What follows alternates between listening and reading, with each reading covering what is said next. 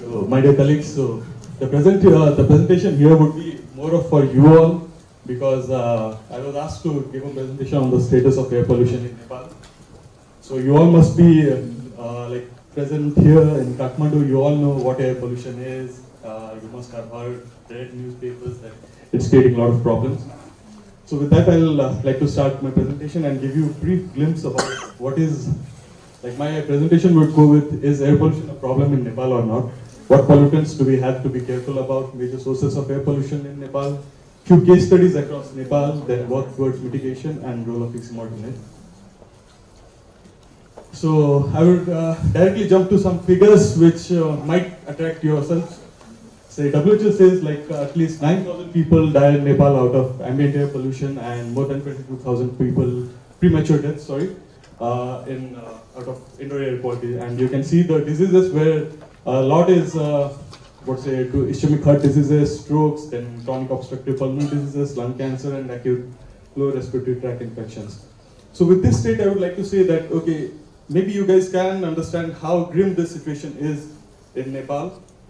And then what are the reasons why it is grim? How much is the internal contribution? How much is the contribution from outside sources? And what the overall scenario is? So you can see globally air pollution, if you can see, it ranks on 6th stage ambient air pollution and 8th for household air pollution amongst the greatest risk factors for deaths in all cases and all sexes. So now coming to what you should be careful about, what pollutants. So you all must have read already. It's just a thing that you guys might feel interesting about. So these are particulate matter less than 2.5 microns in diameter and less than 10 microns in diameter. So as you can see, it gives you that if the long thing is your hair, so how small is PM 2.5 and how small is PM 10 in that. So you can see from the figure itself. And then why we should be careful about it. As the name says, PM 2.5, it goes right deep into your lungs, and thus it can create a series and arrays of infections, diseases, which you can see in the previous slide. You saw there were so many diseases and stuff. So then next comes black carbon. So black carbon are again the particulate substances which are darker in color. They play specific roles in aerosol radiative forcing, then they play roles in different diseases like lung cancer and many others. Okay, thanks. Can I have the next slide, please? So then next comes, next please. Yeah, ozone. Can you please do click so that the whole slide is there? Yeah.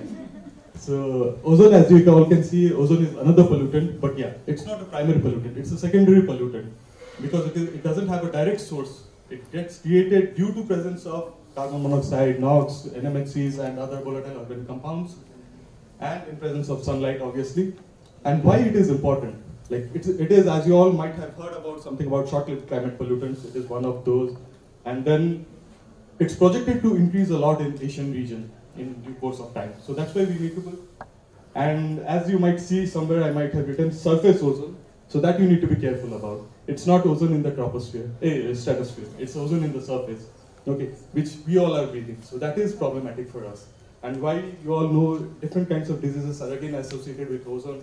It's an oxidant, so it can create many problems. Next, please. Yeah. So now coming to the status of air pollution and its data in Nepal. So, well, I'll speak up right here. Air pollution data, like it started right in the year of 1984, where Dr. Pandey started his, research on indoor air quality studies. So from there, we all started the journey of indoor air pollution in Nepal. Then slowly, steadily through 90s and early 2000s, there were a lot of small-scale campaigns that were conducted through US and European agencies and others who came here and did a lot of campaigns. And then you had the government of Nepal created 6 monitoring stations across Kathmandu Valley, which ran from 2003 till 2007. So we had quite some good amount of data that time. But then after that, we didn't have again continuous data. But which was also, in the meantime, there were some campaigns going on, some Suscat Valley campaigns, then some Namaste campaigns. So many researchers across the world came and did some air quality studies here. So all those data are also there. And then again, long-term monitoring started in 2012 in Pulchok with black carbon, then at ECMOD for 2013-14, then at Paknajol. And now again, government of Nepal has started in 2016 onwards the air pollution data. Next, please. So where can you see the present data?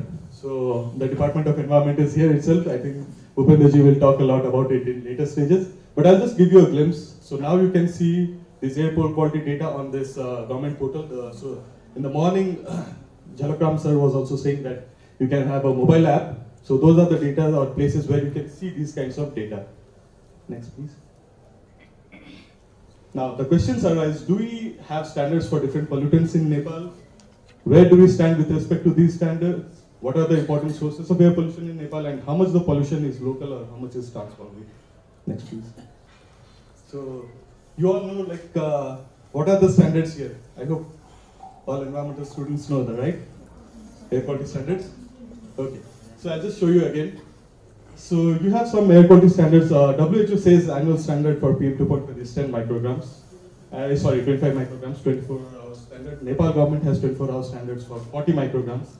We also in Nepal have indoor air quality standards, which are set for 60 micrograms. Okay. So these are all data that you can get. Different sources are there from where you can see.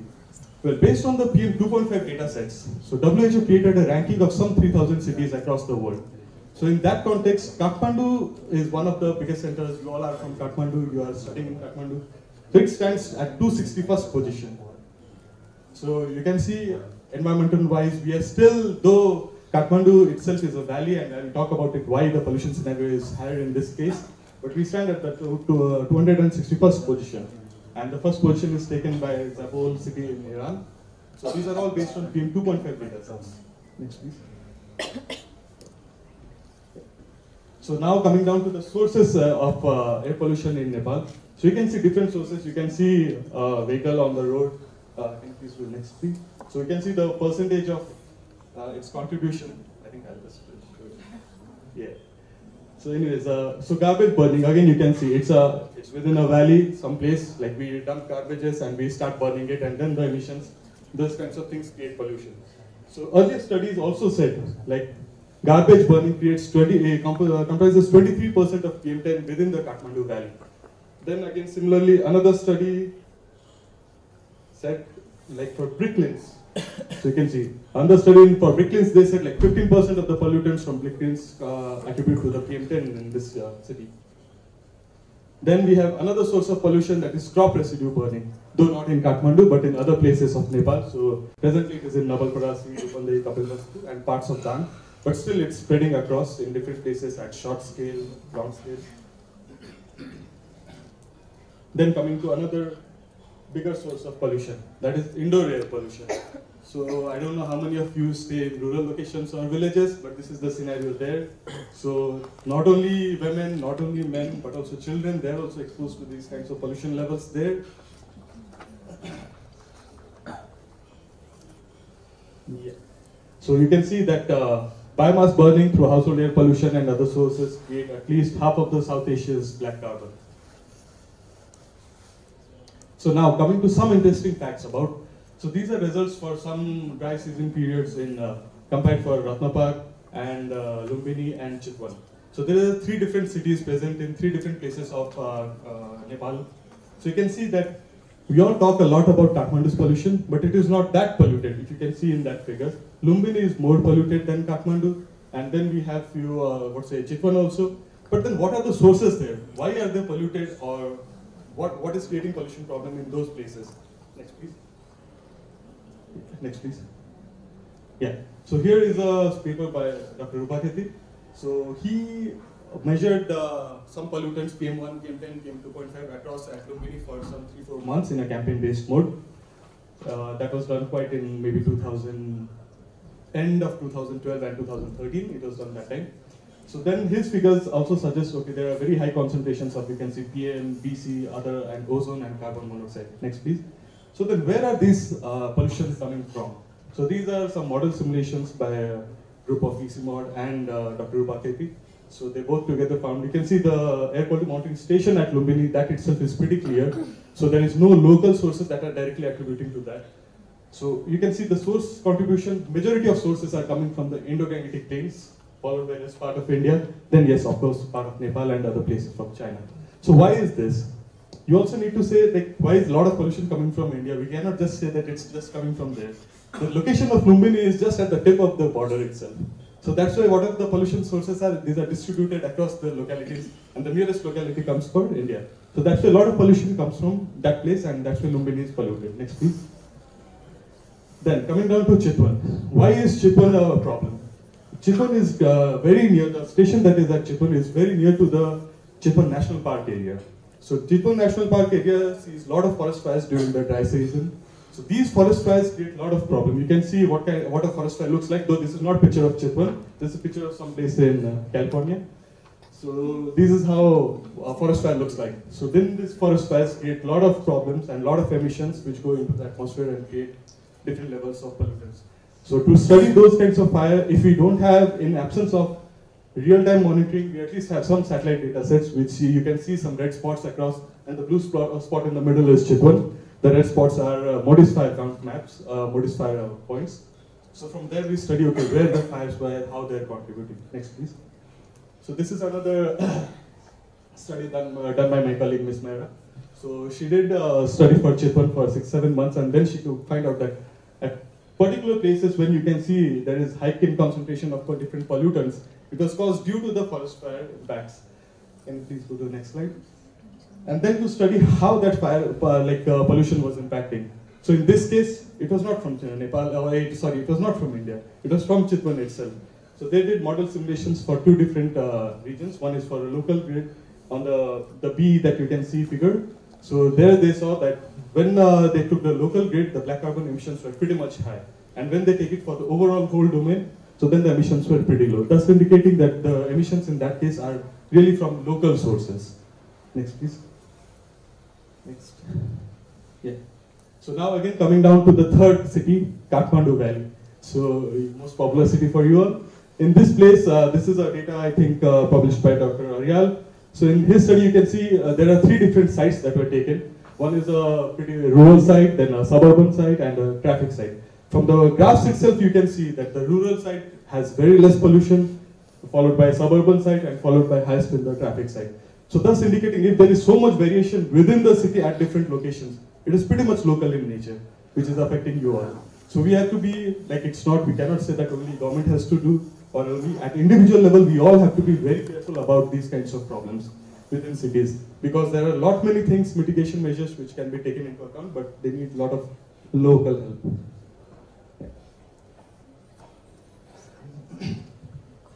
Well, I'll start saying for you. So in other cases, like you can see, you cannot see now. So there are also diurnal patterns of pollutants.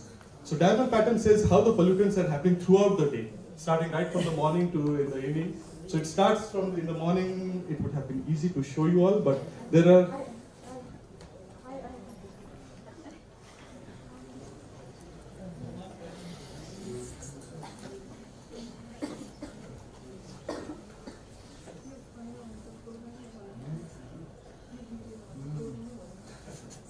Hope I'm not boring you all much.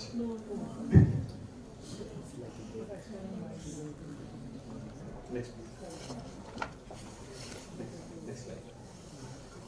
Yeah. So as I was saying, there is some problem. So if you want me to keep talking, I can say without my slides.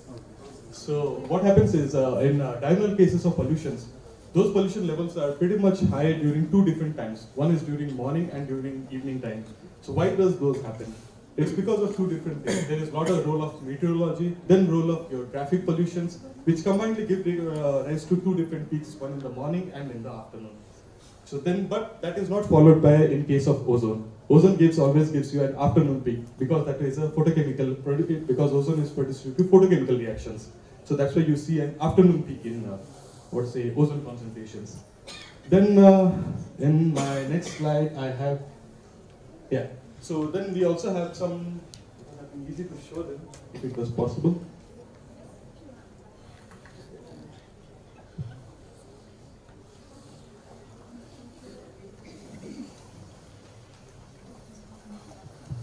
I think we have to, if you have some questions you can ask me in that time because they won't allow me time to ask questions. Okay, we are back with slides.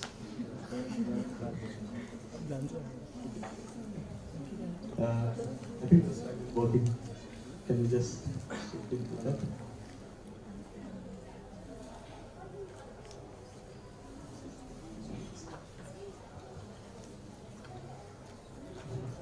Okay. It's again coming and going. So if you have any questions, you can please ask in the meanwhile. Anything? Anything abrupt that comes into your mind for air pollution in Kathmandu or anywhere else? Okay, so if the graph is here, I can show you. So this was a graph taken for maybe 10 days, you can see 10 to 12 days. So you can see the pollution levels are pretty high, except weekends, thus indicating that in weekend there is something that is happening which reduces the pollution, basically traffic. And then this whole period, if you see, there is from around 21st to 26th. Okay, that period also shows a lower concentration. Why? Can anyone guess? That is period of Dasai here. In Nepal, in Kathmandu Valley, during Dasai, you don't see any vehicle running. I really, feel very lonely when I'm in Dasai here. Neither vehicles, nor you can go to a movie hall, nor anywhere else. But yes, for the environment, it's really very clean and, good. Next, please. Next. Yeah. In this slide, there was another study done by Dr. Franson. So they also compared pollution levels at different sites with respect to a Bandh day, on a particular day of strike and on non-strike days. So again, you can see during days of Bandh or strike, there was lowering of pollution, thus indicating that yes, traffic plays a big role in pollution. So now, coming into the case of Kathmandu Valley, other sources of pollution. There were a lot of local sources which definitely affected. But there are also some transboundary sources, which we say are not from Kathmandu, from outside else. So as you can see, next please. Yeah, this particular circle. So Kathmandu lies somewhere there inside. So the pollution haze that we are seeing, it's coming from the Indo-Gangetic plain and it is pushed towards the mountains. So that is also one source of pollution for Kathmandu Valley. So this is called as haze pollution. Next please. So this is a slide where you can see on one particular day, which are 2 days apart. On 28th February, there was a very clean sky from the same place, Hathiban Resort. And on 2nd March, it again became hazy.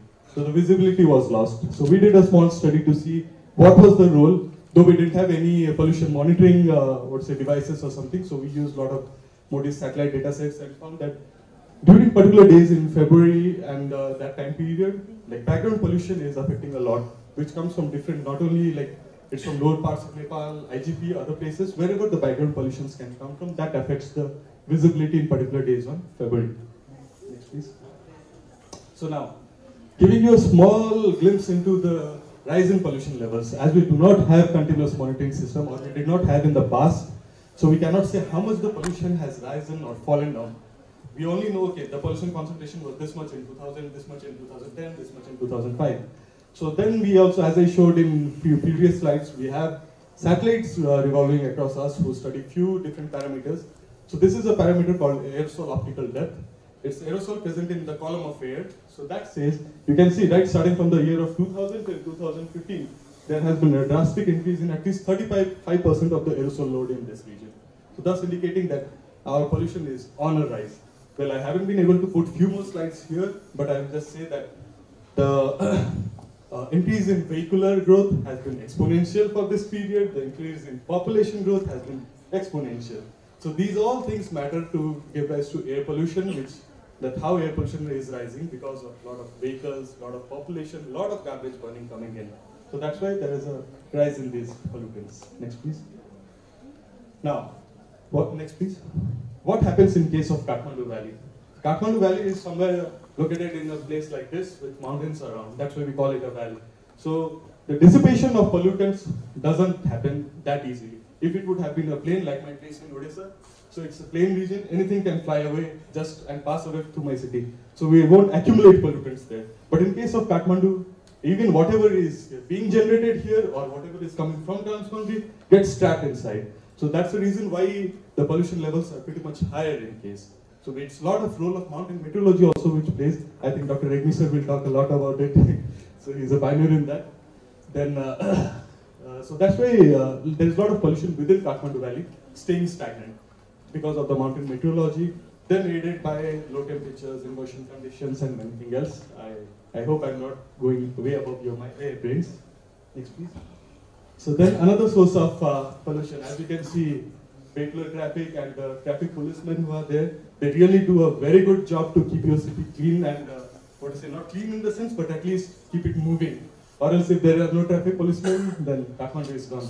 If you want to, once we were talking and if they said if you want to punish someone, put someone in a taxi and say him to take a round around the ring road. He won't be able to reach within 4 or 5 hours.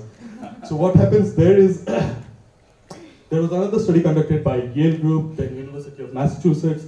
So Kabir Shakya, Anubhav Gurung, they all conducted these kinds of studies on traffic policemen to see is there any health hazard or not. So they found that there is a decline in lung function, there is a lot of particulate matters going into their body, which happens. So those are all like, these are some local sources which are causing different kinds of health impacts in your body. Next please. So then there is another place where a study has been done to see transport of pollutions through valleys in the mountains. As Nepal is a country which starts really from plains, mid-hills, and then very high mountains. So then there's a big role played by different valleys. As you can see that place, so that place is somewhere near Jomsom. So there, one of our colleagues' student, Dr. Avniko's student, Shraddha was doing her PhD there. So they put up a monitoring site there to see what is the concentration of black carbon and different pollutants there, and what is the role of mountain meteorology in transporting the pollutants right from the plains till the high mountains. Next please. So you can see on some particular days, for black carbon, this things which are above black line, and for ozone, I think whatever is above the green dotted line. So those are the cases when there was a lot of pollution coming through the plains and passing towards up mountain hills. So thus there is a with the role of mountain meteorology, the pollutions, if it doesn't directly pass up, but there are a lot of passes through which it can divert and reach up hills of the mountain. And then what happens when it reaches up? Next please. So I think people, you can guess what it is. Which place is this? Okay, great. So there is a picture in 1973 and then in 2011. You see a lot of reduction in snow cover and glaciers. Why is that happening? Though there is temperature rise, there is also a role of pollutants reaching there. Pollutants like black carbon, when they reach sites like this, they darken the surface, changing the albedo, okay, as a result of which it starts heating, and then snow or glaciers, they start melting down. Next please. So to see that, then again with support from government of Nepal and ICMOD, they set up a site at Yala. So you can see that site, which is a self-sustaining site, and it runs continuously without electricity. There are batteries and solar power which power them up.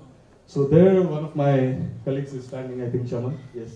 So you can see, during typical time of the day, or time of the month, during pre-monsoon season, there is a peak in concentrations there. Why is this peak happening? Because there is some, forest fires happening around, or some kinds of pollution that is pushed. What happens normally when there is high temperature conditions? Pollutions rise. So that's why they get easily pushed up to higher places. So that we can see from this case. And then there are a few studies which also indicate what happens, as I said you all, when black carbon reaches sites like those, you will see a lot of problems. Next please. So this is a small graph to show you the transport of pollution, small animation, how it happens through different places and where it all reaches with different time periods and days. Next please. Yeah. Then coming down to indoor air pollution. So indoor air pollution, you can see during a 24-hour period, you can see peaks in, the red peaks are during cooking times. So the peaks are reaching way up, higher above to around 800 and 3000, 1000 sometimes. These are peak pollutions. So this is a problem that is there as indoor air pollution, and indoor is not only indoor, it doesn't stay only inside, it definitely comes outside, it definitely affects people's health and then contributes to ambient air pollution also. So this is also one big problem that is there due to a lot of biomass burning, some places dung burning. Next please. And besides that, there have been many studies which have been done with respect to indoor air quality, and many more coming in also. So I cannot describe each and everything, but overall what the picture says is there's some kind of work happening, some kind of things going on. You all can understand, at least because you all have some background of environmental education, it's easy for you all to understand these things. Because to explaining these things to people without that background is also pretty much difficult for us. So that's why, and then obviously this all gives you some chances to know where you all want to be in future. either research, either different kinds of professions. You all can take next, please. So then there is also some studies done on the toxicological aspect. So that's it. With that, we also do some studies on toxicological aspects. Next, please. There are some emission estimate studies also, which estimate emissions and their positions in global, emission inventories. So therefore, it's very important to develop regional emission factors for which we coordinate with different agencies. Next, please. So this is a graph. I don't think you'll be able to understand, but at least to say that what is this, like different combustion sources have different kinds of emission factors which are not, very well represented in global models. So that's why developing regional emission inventories are very important. We also do that. Next, please. Okay. So then there is this Brooklyn, which you all, I think, might have heard some place or other. The earthquake which happened, which was not very good, but definitely it gave a chance to develop the Brooklyns. So the Brooklyn's, which are now being designed on a modified mode, are emitting less. So you all can see from the picture, which were earlier were black fumes, and now they are white in color, the fumes. Next, please. Next. Yes. So you can see that there are different problems there, but you need a cross-cutting solution to it. It might be industrial, it might be, economy, livelihood, health, energy, anything. But then you need a lot of coordination, as said earlier also in the morning, and then a lot of interdisciplinary knowledge. And I think environmental education gives you that, so that you can understand all these kinds of things. I myself am an environmental student. Next, please. Yeah. And then for you all to understand that the scales are not only local, not only regional, but it has a mixed sources. There are local sources, there are regional sources, there are transboundary sources. So we need to work together to come forward and take these issues ahead. And even government won't be able to do without your support. And for you all, it is very important to know what is happening. So it's very important to gain some knowledge, to get some, like how research is done or what kind of work is being done throughout Nepal.